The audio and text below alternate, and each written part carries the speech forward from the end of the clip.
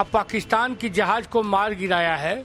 जो लोग नींबू मिर्चा दिखा रहे थे, ले जाएं उसका अचार बना के खा लें, मेरा ये कहना है। नींबू मिर्चा, ये राष्ट्र तुम्हारा ऋणी है उत्तर प्रदेश कांग्रेस के अध्यक्ष, ये राष्ट्र तुम्हारा ऋणी है। पहलगाम आतंकी हमले का जवाब भारत ने ऑपरेशन सिंदूर से लिया है और इस समय हम मौजूद हैं वाराणसी में 80 इलाके में, जो पप्पू चाय की अड़ी के नाम से एक टी स्टॉल है, पहचानी जाती है, काफ़ी चर्चित है और यहाँ खुद प्रधानमंत्री नरेंद्र मोदी भी चाय की चुस्कियाँ ले चुके हैं। आज लोगों का जो जोश है, जो जज्बा है, वो 7वें आसमान पर है, क्योंकि देख सकते हैं कि यहाँ पर नींबू मिर्ची के साथ लोग, जो विपक्ष लगातार सवाल खड़े कर रही थी, राफेल जैसे युद्ध के विमान पर भी सवाल और भारतीय सेना सहित मोदी सरकार पर भी सवाल खड़े कर रही थी, कटघरे में खड़ा कर रही थी, उसके जवाब में खास तौर से यहाँ पर लोग बैठे हैं नींबू मिर्च लेकर। और जिस तरह का ये एयर स्ट्राइक हुआ है, 9 ठिकानों पर, आतंकी ठिकानों पर हमले हुए हैं और साथ ही साथ कई आतंकियों के ढेर होने की भी बात निकलकर सामने आ रही है। क्या कहेंगे, अपना परिचय दीजिए पहले। देखिए, अशोक पांडे भारतीय जनता पार्टी उत्तर प्रदेश के प्रवक्ता हैं। पहली बात यह है कि सन 1971 में जो लोग हमारी हंसी उड़ा रहे थे, 1971 में घोषणा हुई थी मार्च में वो युद्ध की, और हुआ था नवंबर दिसंबर में। यहाँ 15 दिन में ही नींबुआ और मिर्चा लोग दिखाने लगे थे कि हमने जहाज पर से नींबू और मिर्चा हटा लिया है। अब पाकिस्तान की जहाज को मार गिराया है। जो लोग नींबू मिर्चा दिखा रहे थे, ले जाएं उसका अचार बना के खा लें, मेरा ये कहना है। तो जिस तरह के सवाल खड़े किए गए तो उसी अंदाज में उसका जवाब दिया जा रहा है इस पप्पू चाय की अड़ी से। क्या कहेंगे, जिस तरह से 2 हफ्तों के बाद ये एयर स्ट्राइक हुआ है, कितनी बड़ी विजय मान रहे हैं? जी, अभी तो ये बस झांकी है, असली खेल बाकी है। अभी पाकिस्तान का यही नहीं, बलूच टूटेगा।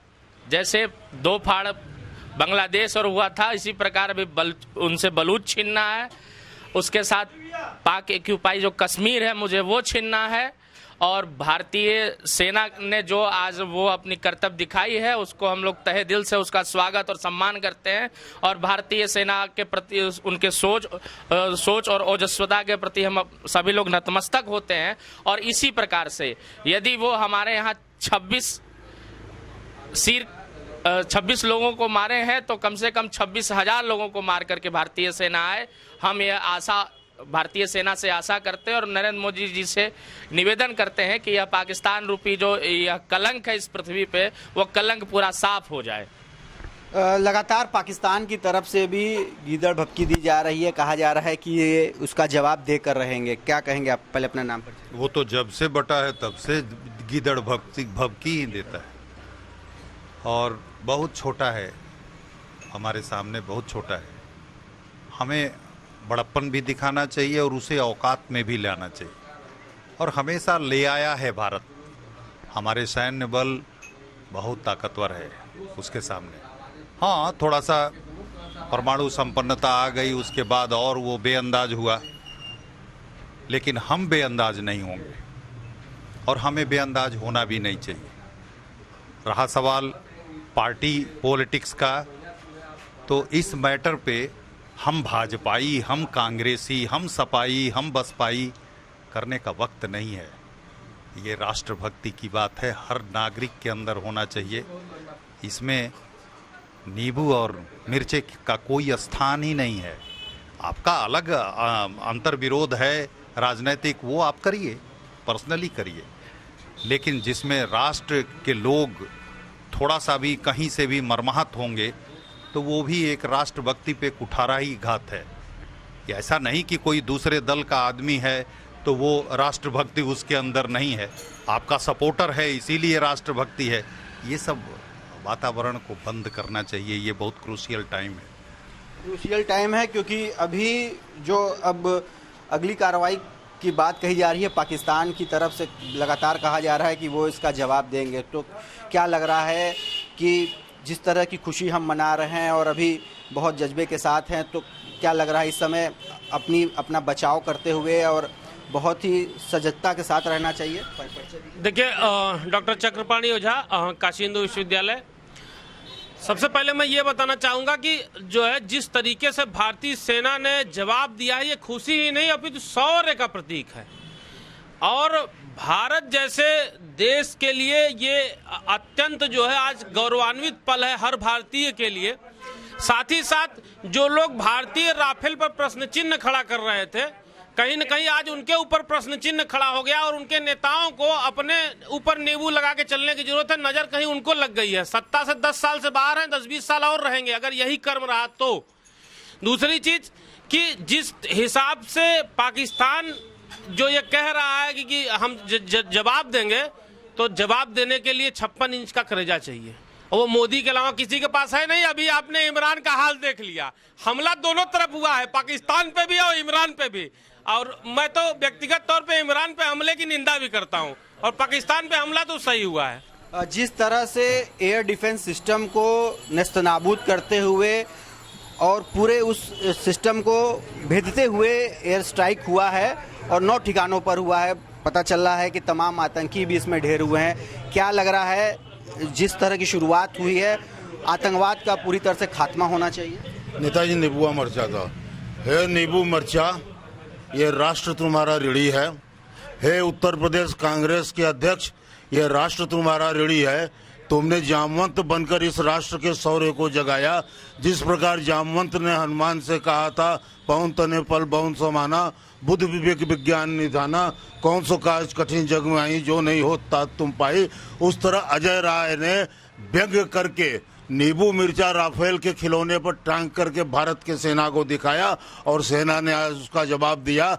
हच्च से गए, भच्च से गिराए और लपट के चले आए उलट के। तो कहीं न कहीं बहुत बड़ी बात कर रहे हैं, और इसका श्रेय जामवंत जी के का उदाहरण देते हुए अजय राय जी को दे रहे हैं। क्या लग रहा है कि अजय राय की जरूरत थी शौर्य प्रदर्शन करने में, कि ये वाकई में कुछ काम? देखिए, अजय राय एक बहुत ही छोटे अजय राय एक आज कांग्रेस पार्टी की दुर्दिनी है, दुर्दशा है, जो अजय राय जैसे नेता को, एक विधानसभा के नेता को, एक जिनको माफिया के रूप में उत्तर प्रदेश जानता है, ऐसे नेता को उत्तर प्रदेश का अध्यक्ष बना रही है। उसके पास नेताओं का अभाव है, मैं उस पर नहीं जाऊंगा। मैं ये कहना चाहूँगा कि भारतीय सेना हमेशा मजबूत रही है, आज भी मजबूत है। प्रधानमंत्री मोदी जी ने कहा था, बहुत पहले कहा था कि दिक्कत सेना में नहीं है, दिक्कत सीमा पे नहीं है, दिक्कत दिल्ली में है। और ये साबित कर दिया कि दिक्कत दिल्ली में ही थी।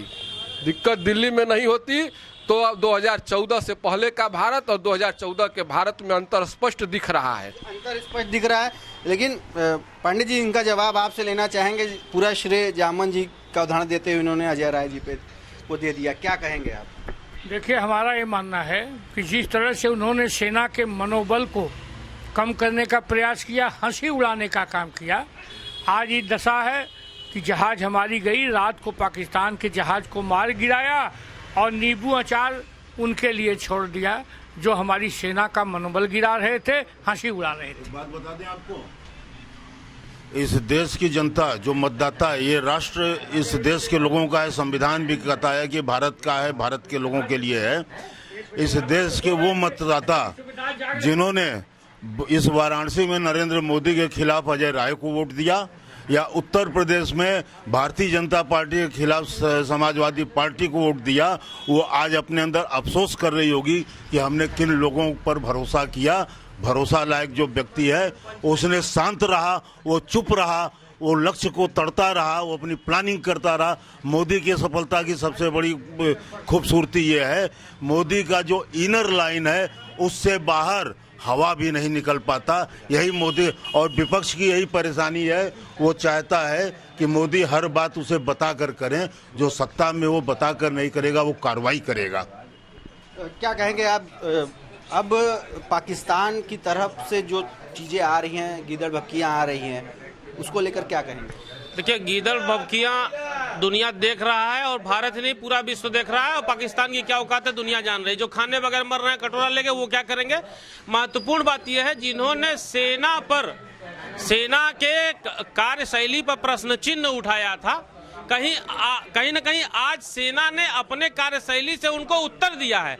और काशी की एक परंपरा रही है कि जिसको सही से सेना उत्तर दे देती है, वो दखिल लग जाता है।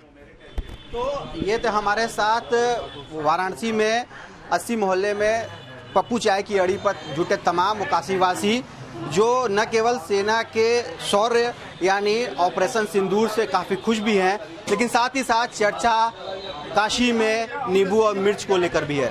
रोशन जायसवाल, वाराणसी, यूपी तक।